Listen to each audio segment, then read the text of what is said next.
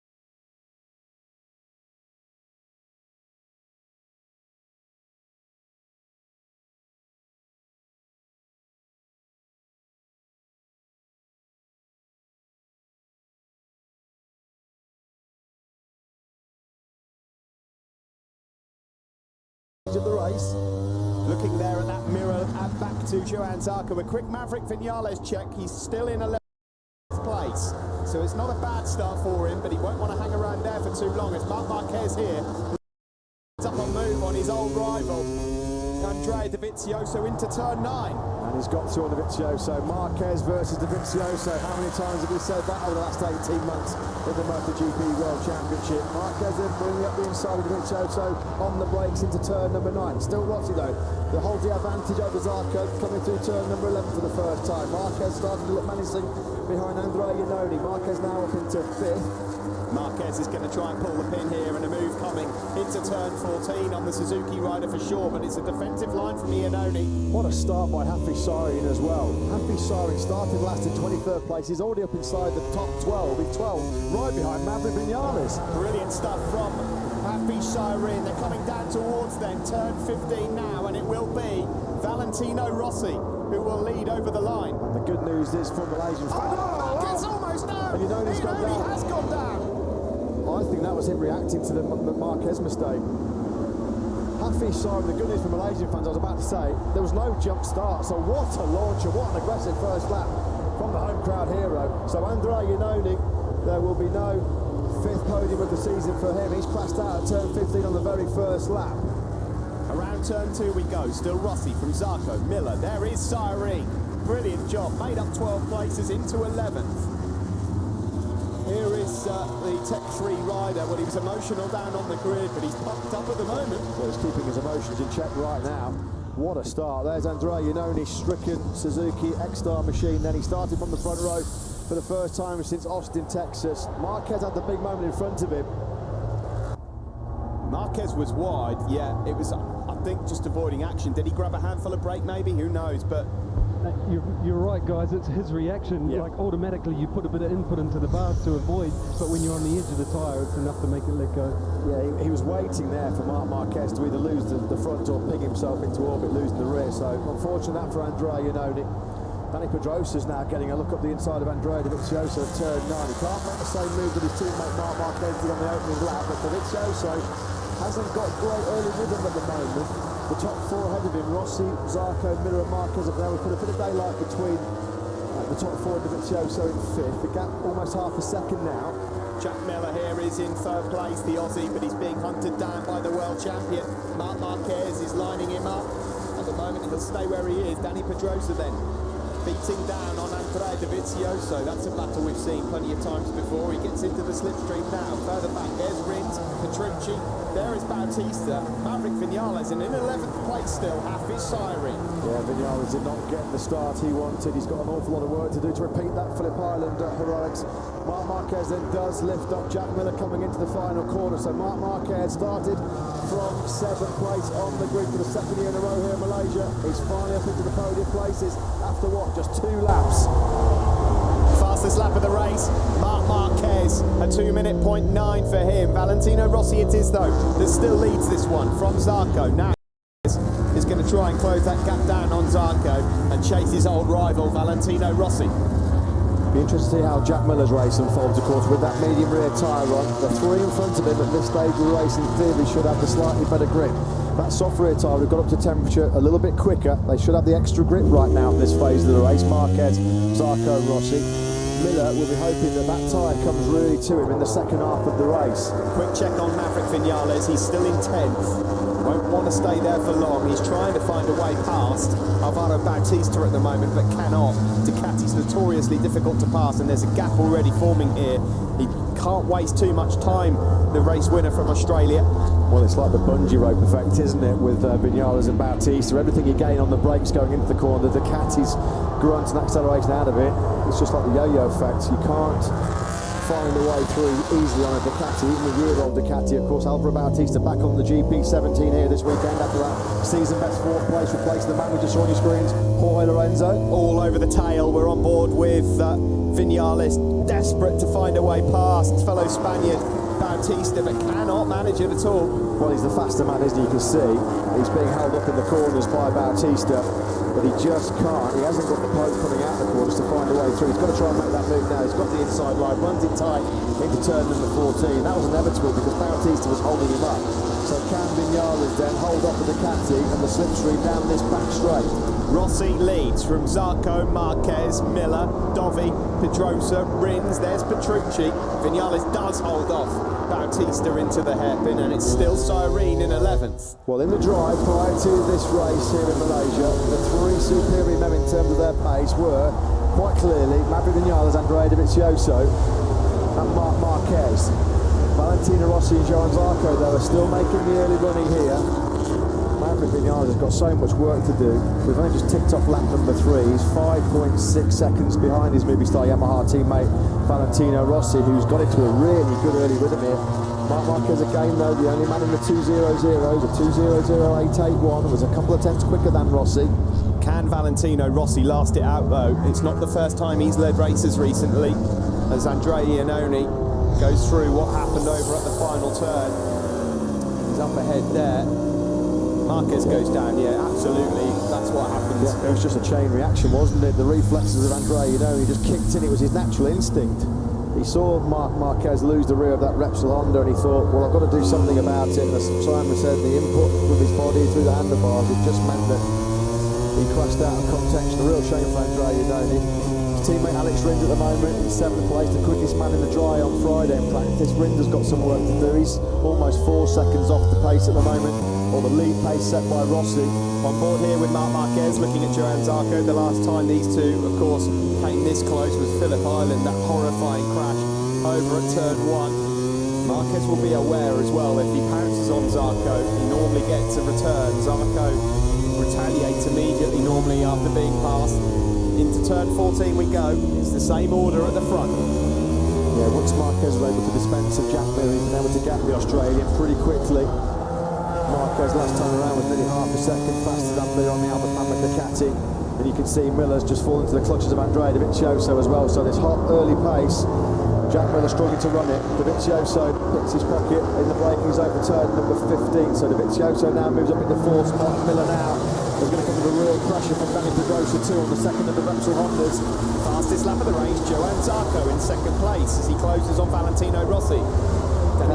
Carl Abraham's coming into the pits to retire, Steve, on the Angel Nieto Ducati. He was really beaten up yesterday after a massive crash when the rain started to fall at turn 5, 130 mile an hour crash for Abraham now. Whether he's got some mechanical problem or whether it's just his battered and bruised body that's ruled him out, but Carl Abraham's race has run its course.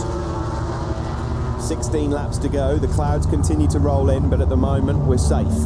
Carol Abraham, confirmation on your screen there. Rossi it is that leads, it's just under 4 tenths now, it's come down. Zarco has just started to reel in Valentino Rossi. It's a mechanical, yeah. I was just about to say I haven't seen Carl Abraham come into the pits. His box, the Angel Nieto Ducati garage, is dead opposite our commentary box position here. Has got another Ducati problem now because having forced his way through on Bautista straight away, we could see how much quicker Vinales was over his fellow Spaniard. He took a second out of him immediately in 1 lap. Petrucci also now proving a bit of an obstacle for Vinales, although he has just taken that 8th place, although Petrucci's just struck straight back, so there's a real good fight going on there between Petrucci and Mignon. Yeah, he had a big moment going into turn 14. That was inevitable for Johann Zarco. And Marc Marquez says, thanks, that was easier than I thought it was going to be. Marc Marquez then moves up into 2nd place. There's no response as they come around to complete another. Are we about to see another Rossi Marquez duel here in Malaysia? Cash your minds back.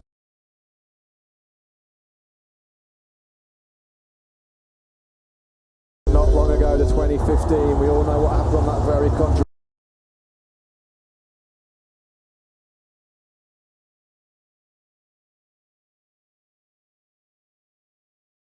Showdown again, that's going to be super tight between Pedrosa and Jack Miller, the pair of them leaning on each other. Danny Pedrosa then picks up another place.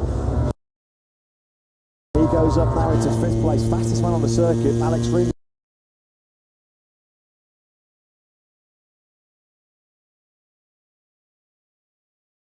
At the moment, with a lot of work to do, quite far back in 8th.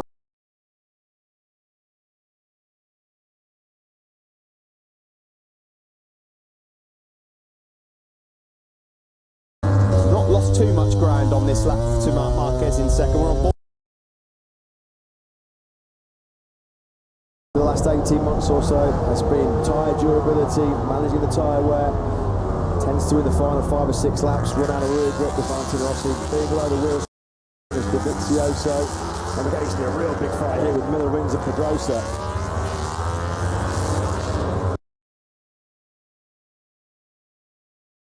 He's on a run of brilliant top 6 finishes, and he might just be adding to that here today. Yeah, this is the proverbial hot knife through punch at the moment from Alex Rins.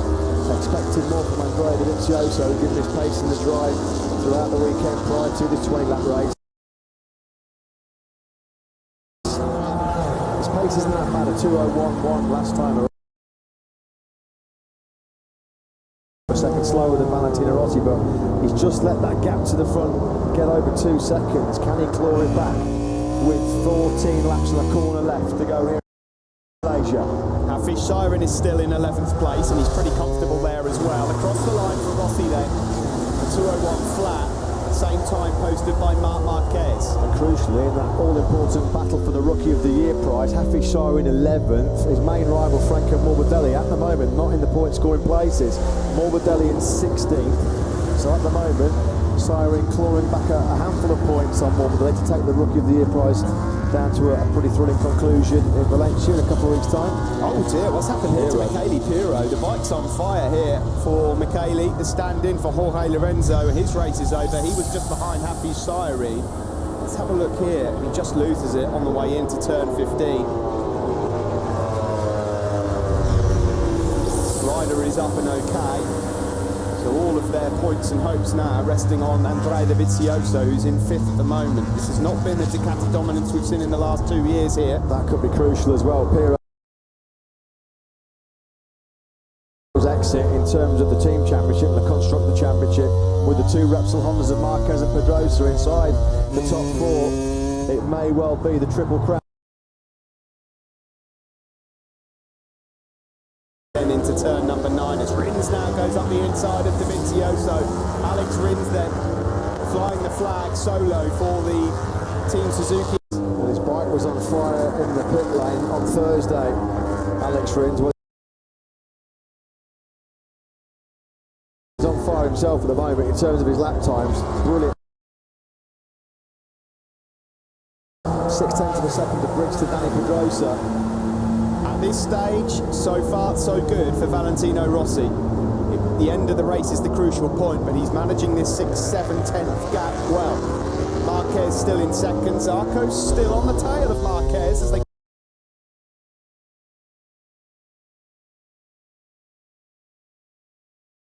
13 laps remaining here in Malaysia. Nothing between the top 3 lap times at all. Rossi at 2:01.139. Marquez a fraction slower by a whisker, 2:01.147. Zarco between that top 3 on that last lap around, lap number 7 here in Malaysia.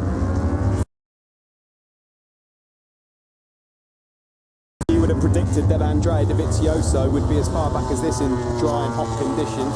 Not been Ducati's day so far, not been Ducati's weekend. This is Valentino Rossi then. In terms of course, second in the championship, as it stands, Dovizioso and Rossi would be locked on points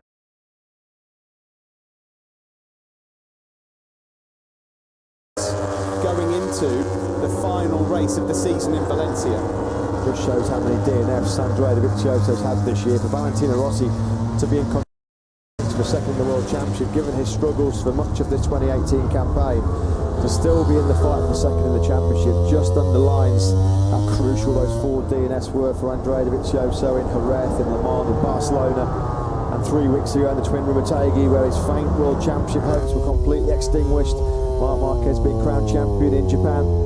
On board here with Maverick Vinales, and that qualifying is proving really costly because he's lapping as quick as the guys out front, but unfortunately he's 6.4 seconds down on his teammate Valentino Rossi, who leads. Yeah, the rain proving a real pain for Maverick Vinales in terms of that qualifying yesterday. He's had super pace throughout the weekend in the drive. Just got mired early on behind Bautista and then a little bit behind Petrucci. He's actually going further back rather than making inroads. He's now over 6 seconds behind his teammate Valentino Rossi. As you were into turn 15, under braking, Marc Marquez really is making up a lot of time, putting a lot of force and energy into that front tyre, as Marc Marquez always does. But as we come across the line to complete lap 8, Rossi leads still by that 0.6 of a second. Marc Marquez gained a 10th on him on that last lap. He'll start hearing the Jaws music in his head, won't he, Valentino Rossi? He got that board plus 0.6 to Marquez. Marquez, no bigger character dangling in front of him, of course, than Valentino Rossi. His great nemesis. Rossi made a stunning start from the middle of the front row. Absolute, perfectly judged the lights. Zarco was a bit wide coming into the first corner. Jack Miller got away as well. He got straight away underneath Andrea Iannone. Marquez didn't get the best of starts. He picked up 1 place from 7th to 6th, but it was Valentino Rossi. The doctor made the dream start. Look how much drive Rossi got off the line. He must have dumped that clutch the millisecond the lights went out, because one of the better starts we've seen from him all season.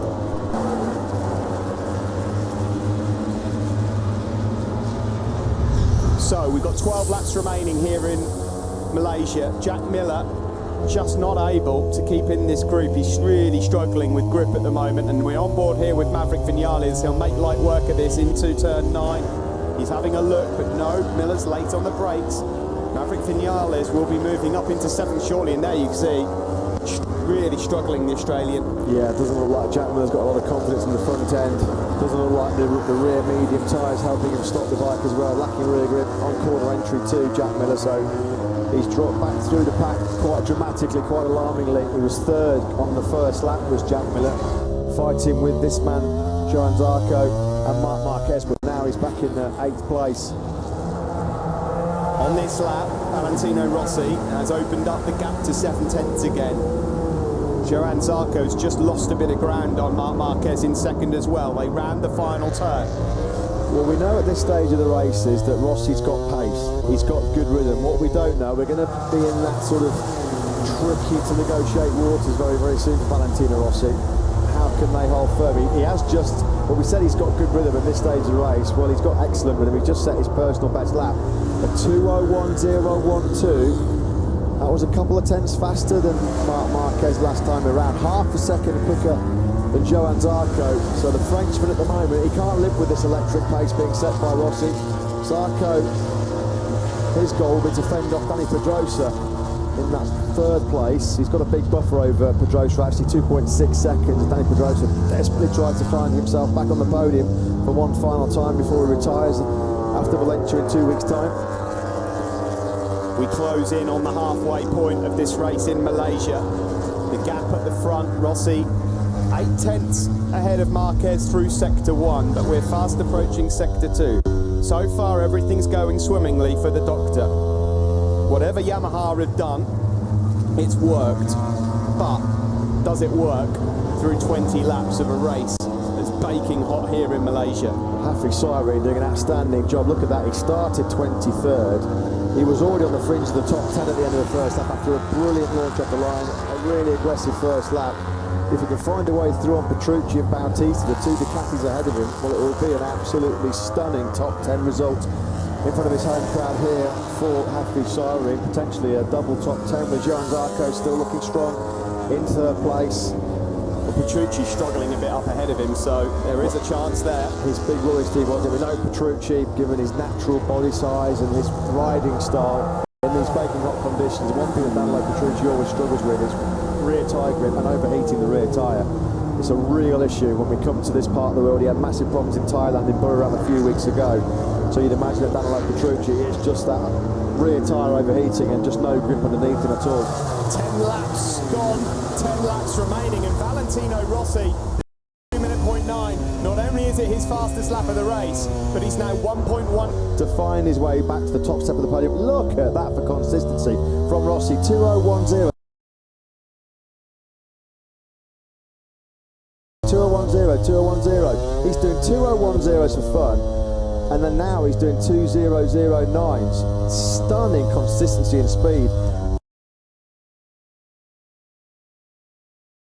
from the doctor. Halfway point of the race, everything going well for Rossi. Marquez just struggling a bit to stay with him. Now Zarco just behind Marquez. Again, he's likewise about a second adrift. Then it's Dani Pedrosa, Rins.